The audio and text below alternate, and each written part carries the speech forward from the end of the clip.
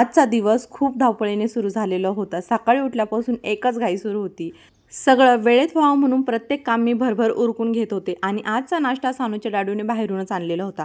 सानूला खूप दिवसापासून वडा सांबार खायचं होतं, त्यामुळे तिच्या डाडूने सर्वांसाठीच नाश्ता बाहेरून आणलेला होता. तर सानू आज खूप लवकर उठलेली होती. तिचा नाश्ता वगैरे झालेला होता. मग बोलले तिला आता मसाज वगैरे करून मस्त अंघोळ वगैरे घालूयात. कारण आज सानूचा मूड फ्रेश ठेवणं खूप महत्त्वाचं होतं फोटोशूट करण्यासाठी. तर तिला मसाज वगैरे करून मी अंघोळ वगैरे घालून झोपी लावणार होते. त्यानंतर आमचं डेकोरेशन वगैरे सुरू होणार होतं. तर इथे सानू झालेली होती रेडी अंघोळ वगैरे करून. तर काल तिला थोडं क्लाउडी वातावरण होतं, त्यामुळे अंघोळ नव्हती. आज तिला खूप जास्त फ्रेश वाटलं होतं. त्यानंतर सानूच्या डॅडू आणि मी गेले होते केक घेऊन येण्यासाठी बाहेर. केक माझ्याजवळ होता, त्यामुळे मला जास्त शूट करता आलं नाही. आरुष स्कूलमधून डायरेक्ट माझ्याच घरी आलेला होता. कारण त्याची मामी आणि मम्मी इथेच माझ्या घरी आले होते मला हेल्प करण्यासाठी. सानूच्या मामीला खूप सुंदर असं डेकोरेशन करता येतं. जर बर्थडे वगैरे असेल तर आम्ही तिला सांगतो, आपण असं डेकोरेशन करूयात म्हणून. आरुष इकडे स्कूलमधून आलेला होता, त्यामुळे त्यांनी ड्रेस वगैरे चेंज करून घेतलेला होता आणि तो जेवण करत होता.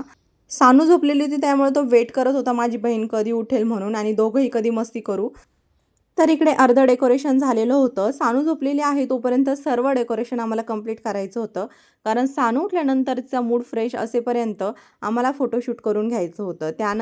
त्यानंतर सानूचे मामाचे फ्रेंड होते, ते आले होते फोटोशूट करण्यासाठी. सानू थोडीशी अनकम्फर्टेबल झालेली होती. ती स्माईल पण लवकर करत नव्हती. अनोळखी व्यक्ती दिसला की मुलं थोडे अनकम्फर्टेबलच होतात. कधी माझी सानू एवढी मोठी झाली खरंच कळलंच नाही. कालपर्यंत माझ्या कुशीतली छोटीशी परी आणि आज तिचं दुसऱ्या वाढदिवसाचं प्री बर्थडे शूट. आई झाल्यापासून वेळ किती पटकन निघून जातो हे आता समजलंय. दिवस कामात जातात, पण मुलं मात्र शांतपणाने मोठी होत असतात. आज सानूकडे पाहिलं की मन भरून येतं. देवाकडे एकच प्रार्थना आहे, माझ्या मुलीला नेहमी निरोगी, आनंदी आणि हसतमुख ठेव. खरं सांगायचं तर आमच्या लहानपणी हे प्री बर्थडे शूट वगैरे काही नव्हतं. वाढदिवस म्हणजे घरात साधा केक आणायचा, नवीन ड्रेस आणि सगळ्यांसोबत आनंद.